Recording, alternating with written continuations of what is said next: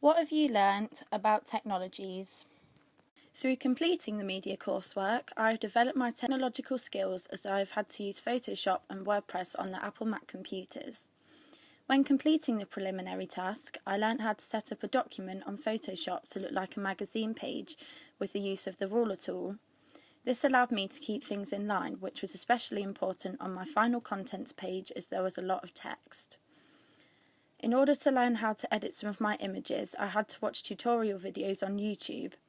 Through this, I gained the knowledge of being able to blur the background using the layer mask tool and changing the filter to Gaussian blur.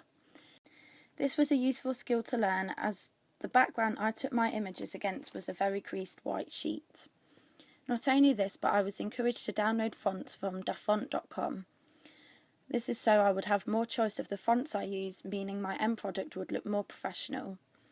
When choosing a font, I had to download and install it onto my working space. Through this project, I was also introduced to WordPress.com, which is the blogging site all my work has been posted on. I have enjoyed being able to post my work onto a cloud-based web storage site as you cannot lose your work and can make any changes at home. It also allowed me to see my classmates' work, which has helped me as they inspire me to make changes to my own. Working on magazines uses a lot of layers, and the simplest way of controlling these layers is to link and group.